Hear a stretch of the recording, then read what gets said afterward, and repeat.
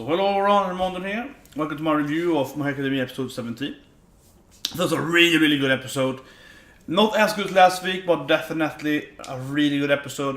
Because it's more of a build-up episode, obviously the next week would be kind of the conclusion of the whole cavalry horse battle, right? So that's why it can't be a perfect episode, kind of, because it's a build-up, right? But because I did it later than I usually do, time to actually read some comments and so on because I'm a bit later because my quick crash in the morning. I'm like, what? People complaining about? People are like, no, it wasn't that good because we had to let these like pick teams on. I think people are completely wrong.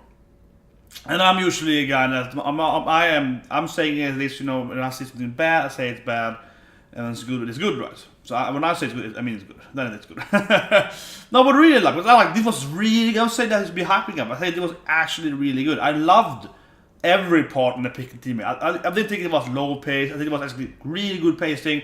It was perfect pacing for that. It was funny. It was hilarious. The different kind of like Iida betraying them. All of that. Yeah, all of that was really on point. I think that was actually really good every damn second here.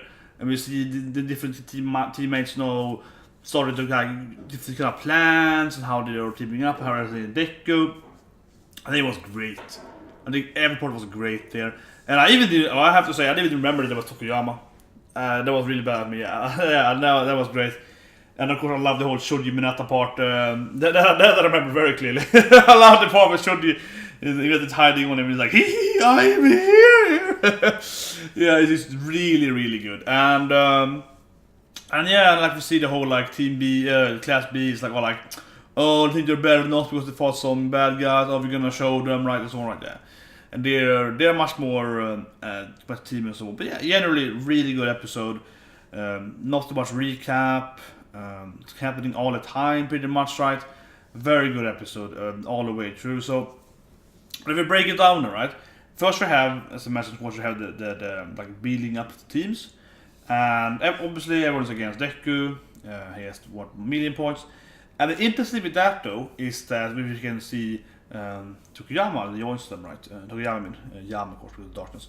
When he joins them, right? Because the thing is that Deku needs to use survive, right? That's why he wants Iida and Uraka, because he's like, if we can use escape everyone, we win, because they already have the million points. So they take the other team points, and then you have some top 10 or something that's gonna, go on to the next top 5 or something, right? So they're like, yeah, but we have the 10 million point to begin with.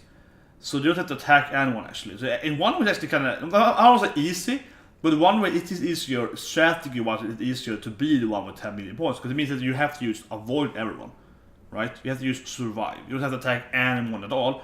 So Deku's plan is like, okay, they get the gravity, get the speed thing, then we can just fly around in the air, and okay, yeah, that actually is a good plan, because they don't need to have any offensive abilities. They need to be survive, right?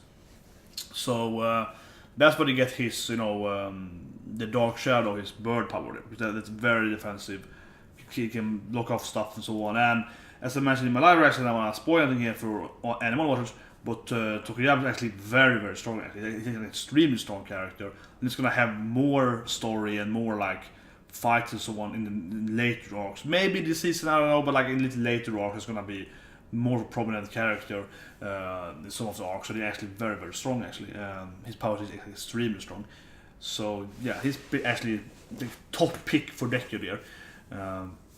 The other top pick I would say, as I mentioned, live also is like Todoroki and Yasuru, right? Because they are both like super high powered quirks, so on, right? Like Bakugo's team, it's interesting because this is when him and Kirishima becomes buddies, something. Because they're both like Gachi and so on, yeah, and it's great. But their teammates kind of like they have Mina, they have the acid girl, and they have Shiro with like the tape. It's like that is a really bad quirk. It's probably the weakest quirk in the whole. Yeah, probably the weakest quirk in the whole class. That team is kind of like they're one guy with really good quirk, not the guys who's there to help him, right? So that kind of team. But still, yes, I think that's kind of the build up there. I think is interesting because Deku is like, okay, I need to get a team that, like Bakugo, for example, is a bad team for him, not because they hate each other, but like it's a bad teammate because you need someone like with defensive abilities. So the Hatsumi joins them. She's like, oh, my babies can be in the front line. And I love Hatsume, he's a great character, he's always hilarious. He's super pushy, right? He's like in your face all the time. And of course, Uruka is always like, oh, he's ignoring me now, she's ignoring me. It's like, oh, it's because I do the gravity thing to stop work. And she's always super yelly on Deku and Natsume. That's gonna be an ongoing joke, of course. Or relationship thing. That she's jealous on the relationship. Mainly because Hatsume is so like, yeah, because she's so pushy, right? Mainly because of that. It's not really like Deku is like responding to her like feelings or so. It's more like she's just she's very close to people in general. That's more the problem, right, for Uruka. You see what Hatsume? But yeah, their team is very. So Deku makes a good team there, defensive team, and the goal is of course to survive. And then we see Class B, and the interesting thing also, which is Bakugo, and I remember his powers, but not what it is. The powers for the readings there, but yeah, like the planner guy for Class B. The interesting thing with the whole thing is that the Class B, right, they are much more, I would say, as a team, right? Because they are like, yeah, let's show those damn, let's show those damn Class A guys. We're gonna show them, and you can see Bakugo be surrounded. So they are much more actually in tune with themselves, right, as the whole class, right? Everyone is Class A is more like, let's get Deku, yeah, and they are more like, yeah, let's make a team and crush everyone in A, right? And his planning there is quite correct. There is like, well, you don't have to be like spot 1 in the first race. You can be like spot 40 or something, so you can show your powers like Deku, and it's like, you just look at everyone else, how they fight and so on. And then we can learn that. Obviously, like he's analyzed everyone's powers and so on. He knows about the backstory there with Bakugo, with the slime guy, so interesting how he knew that, but yeah, definitely a researcher planner guy, which powers are kind of usable for that, so we're gonna probably see that later. Yeah, I can't remember his name, but I remember what his powers can do, or the characters. But yeah, like that's also interesting how Class A is all a little more rebels or Christians. However, though, it makes sense, right? Typical shonen thing, because everyone in Class A is, of course, the main characters. Class B, we're gonna see Class B, every now and then, and some of the characters obviously have more prominent powers and, storyline going on in the anime as well. But many of them are just, canon fodder, and like Hasume, she's like the support character, right? The support character class. And we're gonna see other support classes as well later on, but they aren't as well, like it's actually not very defined how many they have per class and so on, right? I don't know how many they have. We saw the business guy, how many are they last week? I don't know, are they 20 or 3? We don't know, yeah. So it's not really defined, but it feels like in whole My Hero Academia, it's like maybe they have like say 50 support students, maybe like 2 or 5 of them, whatever, or shown like 10% at most, right? So it's kind of like that. They definitely focus more on people with like fighting hero quirks, right, more than other people. Definitely don't feel that. But it's a good episode, build up of that. Yeah, I love the whole. Let's not forget Midnight Sensei. Like my boss, like let's not forget. Let's not forget Midnight Sensei. I just loved every part where she's like commenting and they're like, but can he hide inside his body? It's okay! But okay. And then like he pulls back. Can he leave the horse? It's technically okay. It's like, how is that? And she's like, I don't really care. It's like everything the kids do, she's like, yes, it's okay. I allow it. He could leave because of the tape, but they're correct because obviously Bakugo could fly off his horse and get pulled back to his horse. But the tape. So it's like he actually left his horse, right? And she's like, but it's technically okay. So let's ignore it. It's more fun that way, right? She's like, nah, I like it more when we allow every quirk be used like however you want. It is better like that. That's a good part as well. And also the whole Bakugo, everyone wants to be in his teammates. That was also great. Everyone be in his team, and he's like, I don't know what you can do. He's like, I have zero understanding of your powers, so fuck you guys. They're like, what?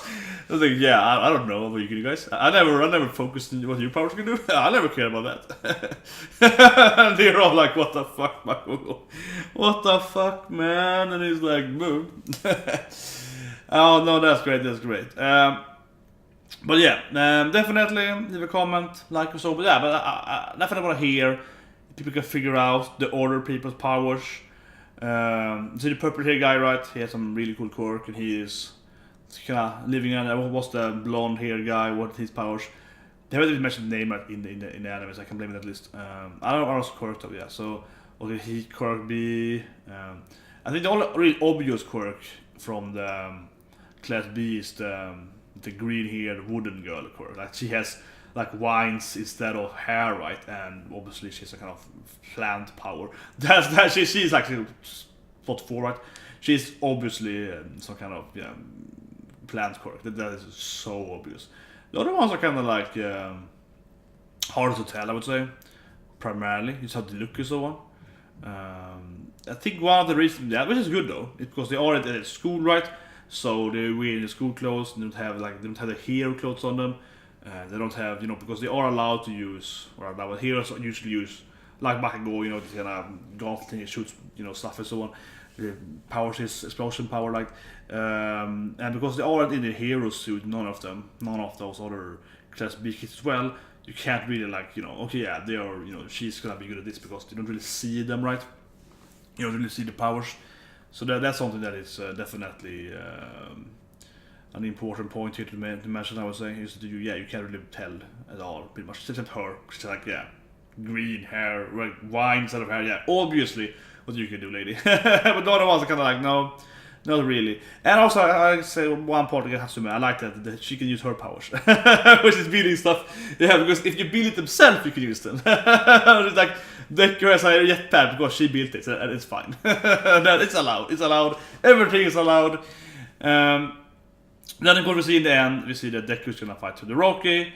And it's gonna be one big battle, right? The other teams are, some of them are gonna be able to get back into it, some aren't. Be interesting as well.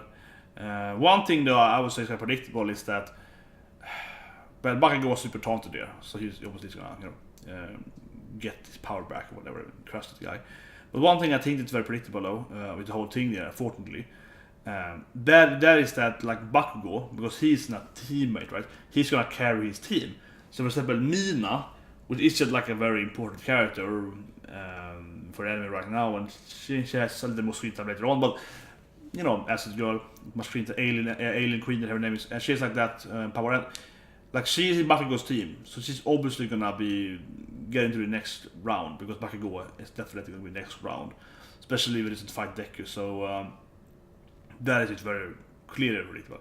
And because of that, she's gonna be carried over, and then she probably will lose the next round because she's like a folder character, kind of, right? That's a later problem with this set, I would say, that some of the characters are obviously gonna get to the next round because they are with the ace characters, right? They're gonna be put into that. Same with the tape guy, Shiro. He's horrible. I think it's a horrible quirk, biggest quirk probably much, except the Oven guy. Like she has, they're like really bad quirk pretty much, and he has like no personality and no sweet time at all. He's also gonna be pretty much carried over, right? Because you have Bakugo on the team. That's probably the only problem I feel with this. Same in the man who you read the first episode. You have Roki, Bakugo. Probably carry over, Deku of course, not gonna try out yet, and so on, right? So it's kind of like that. That's one problem with it.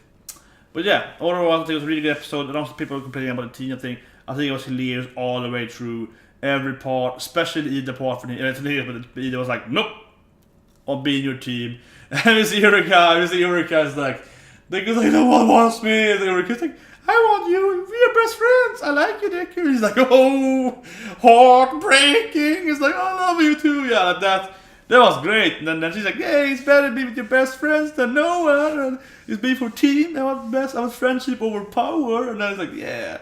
Then he goes to Iida and he's like, no, power. I'm like, what? It's like best friendship over, yeah. I was like, and then of course Minetta kommer like, urine? On his sweat, like, did he piss himself? What? So I think everything was really good overall there.